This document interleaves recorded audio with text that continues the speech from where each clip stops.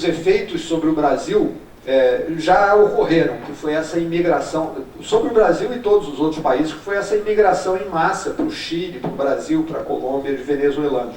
Acho que pode acontecer uma volta, se efetivamente o Maduro aceitar, né, a gente pode ter um refluxo migratório para lá. Mas não vejo isso como sendo um risco significativo, porque eu não vejo muito a chance de um conflito como é o da Ucrânia ou algo do gênero, que dure durante muito tempo e que se transforme numa guerra terrestre, né? Talvez a comparação que eu faça é a breve briga entre os americanos e os iranianos, né? Onde o cara vai, faz uma coisa específica e tenta mudar com base numa interferência pontual, né? Num ataque pontual. Isso. Bom, vou tentar falar um pouco aqui sobre o Rio Grande do Sul, se eu entendi. Rio Grande do Sul e Brasil, porque Sim. Eu acho que o Rio Grande do Sul está caminhando bem. Nós temos um bom governador que fez muitas mudanças positivas.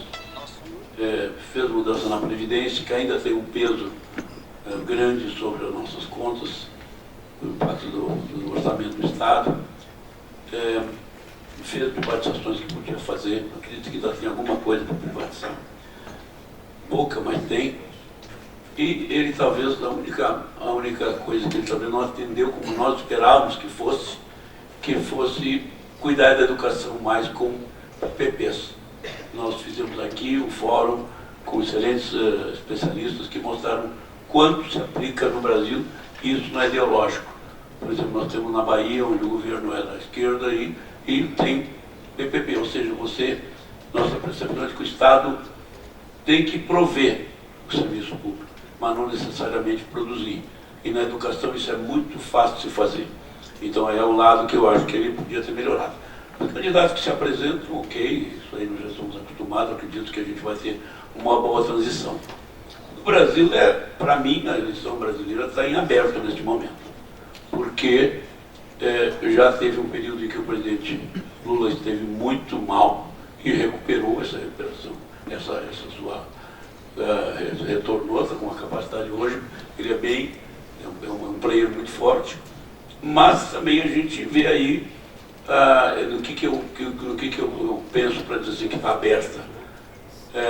O mundo tem virado para a direita, e por mais que o Lula faça coisas boas também, né, embora não nos preocupemos com a questão fiscal, acima de tudo, mas as pessoas, de certa maneira, querem mudar, né? Então isso pode fazer com que outros candidatos assumam. Então eu digo assim, não vai ser fácil no governo federal, nós teremos aí uma eleição de segundo turno apertada, né? E é isso que eu estou pensando. Vamos lá. Não sei se respondi. Valeu. Eu peço desculpa porque eu não vou lembrar o nome de todos, eu sou muito ruim de... Conheço a maioria, mas sou ruim de memória de nome, tá? Mas o Guilherme, depois o Colin, do JC, o Almir, colega aqui, depois lá do lado do Almir, e aqui o colega da frente. Tem muito Guilherme aqui. Senhores, boa tarde, parabéns pelas apresentações. A pergunta que eu faço é mais direcionada à questão econômica. O ano que vem é um ano morno, né? Foi essa a expressão que o professor Portugal usou para se referir. Eu lembro... Morno. Não gordo. Não, infelizmente, né?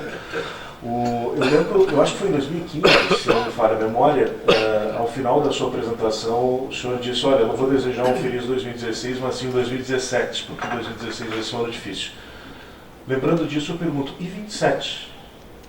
Porque há um cenário muito parecido, bomba fiscal, enfim, talvez o que exista de diferença acho que é a questão da inflação, porque naquela época entrava como um elemento forte, né? Mas e 27, professor? E presidente também, fique à vontade, por favor. Eu te agradeço pela lembrança, né? Isso era pré a nossa sede aqui, nós estávamos ainda lá na sede anterior ali no Alberto Bins, e num espaço que era pior que esse, que a gente fazia no próprio almoço, né? O pessoal comendo, era mais difícil, porque você tinha que competir com a comida, pela atenção das pessoas, né? E o estômago é sempre mais importante do que o cérebro, então o estômago sempre contava mais. Mas foi exatamente isso. Eu terminei o ano dizendo, em vez de falar feliz 2016, era feliz 2015, não, 2016 era 2017, era o ano seguinte. Eu acho que você está certo, eu acho que vai ser um ano muito duro. Tá? E vai ser um ano muito duro porque esse nosso principal problema, que é um problema fiscal, ele não tem uma bala de prata para resolver ele. Tá? Ele não tem uma coisa que eu diga assim, não, eu mexo. Às vezes a gente pensa assim, não, o problema são os super salários, se a gente acabar com os super salários. Nada contra acabar, eu acho que deve acabar o super salário, mas nós vamos poupar 5, 10, 8 bi. O tamanho do buraco no Brasil, tá certo? A gente tem que passar de um déficit que a gente vai terminar esse ano, vamos lá, 70 bi, para um superávit de 100 e um pouquinho. Então nós estamos falando, a gente tem que fazer um ajuste aí de 200 e poucos bilhões. Esse é o tamanho da... E não tem uma coisa só que você corte disso. Aí você vai ter que poupar 2 bi aqui, 3 bi aqui, 10 bi aqui, 5 bi aqui, 8 bi ali. E é muito complicado fazer isso e vai ser muito difícil. Eu acho que o ano de 2027 vai ser um ano muito complicado para o país. Primeiro porque a pessoa que ganhar vai ter que convencer diversos atores políticos de que todo mundo vai ter que perder um pouquinho. E não é fácil. Todo mundo concorda que tem que ajustar o setor público, mas o cara acha que tem que ajustar no outro, no vizinho, não nele. Então o cara que tem o benefício fiscal não quer perder o benefício, quer corte o outro, mas não o benefício dele, porque o dele realmente é importante. O do outro pode ser cortado. Né? Então é difícil, é muito difícil. Eu acho que 2027 vai ser um ano muito complicado. Tá? E aí o presidente mencionou isso, é importante, né? É importante que a gente discuta isso na eleição. Porque senão você gera um estelionato eleitoral a posteriori. Foi boa a tua lembrança, né? 2014, a eleição de 2014 para 2015, foi uma eleição onde a presidente Dilma passou o tempo todo dizendo que não existia crise no país. O país estava indo muito bem, obrigado, que não ia acontecer nada, que foi uma crise externa, não sei o que e tal. E eu me lembro que a gente fez um documento, dos quais vários economistas assinaram, eu era um dos signatários desse documento, dizendo que não tem crise, que ela dizia que tem uma crise internacional. Eu disse, não tem crise internacional nenhuma. Pô. Nosso problema é doméstico e vai explodir na frente. E foi o que aconteceu, e aí ela teve que dar uma guinada. Né? Ela entra em 2015 tentando fazer ajuste fiscal, e aí é o problema, a gente entra em recessão. Então a gente tem que ter um discurso na eleição que de alguma forma prepare as pessoas para o ano seguinte. Quem entrar vai ter que fazer um ajuste, seja o presidente Lula, seja alguém da oposição. Acho que vai ser um ano difícil, vai ser um ano onde a gente vai crescer ainda menos. Né?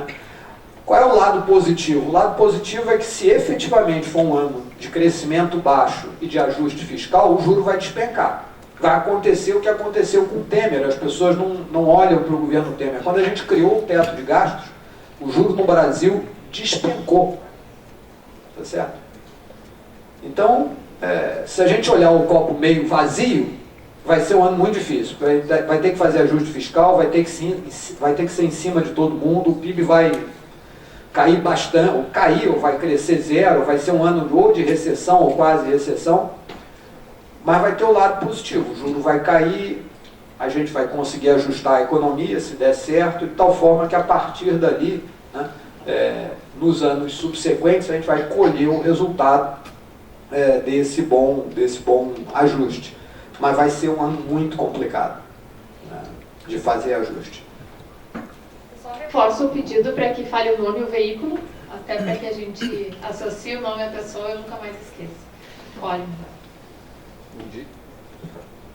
Bom dia, pode ser, né? Agora sim. Bom dia, Guilherme Collin, Jornal do Comércio. Uma pergunta para cada, então, primeiro ao Lucas, muito interessante o observatório. Eu fiquei com uma dúvida só sobre os dados do PIB municipal, que são atualizados com, né, um tempo depois da recorrência do estadual e do nacional. Ao presidente, bom, além do observatório e das celebrações dos 80 anos, um balanço de outros investimentos do sistema FEComércio, SENAC, em 2025, e ao professor Portugal, que a previsão do PIB gaúcho sempre leva muito em consideração os fatores climáticos também, tem até o bordão depende de São Pedro, né? Se vislumbra alguma perspectiva para o PIB gaúcho não ser tão dependente do clima a médio e longo prazo? Obrigado. Lucas. Obrigado pela pergunta, Colin. Excelente pergunta, né? Exatamente por esse motivo nós não incluímos o PIB no observatório como variável principal, né? Ele tem essa defasagem grande, a gente está em 2021 ainda para PIB municipal. Lá onde a gente coloca ele como ponderador dos outros indicadores, simplesmente para a gente minimamente tentar separar os municípios pelo seu tamanho, né, criando um ponderador. Mas inclusive a gente coloca ali vocês viram que em vários lugares do observador tem aqueles izinhos ali, né, é importante passar ali o mouse para ver. Ali, inclusive, a gente coloca esse alerta que em 2001 foi um ano, 2021, aliás, que o setor agro cresceu bastante, então muitos municípios que têm uma participação maior do agro tiveram um PIB maior, né, e que isso vai acabar, provavelmente, quando saírem os outros PIBs, ficando diferente. Mas a gente ainda tem um plano aí para inclusive gerar um modelo para prever os PIBs dos anos mais recentes, porque realmente a defasagem de PIB municipal no Brasil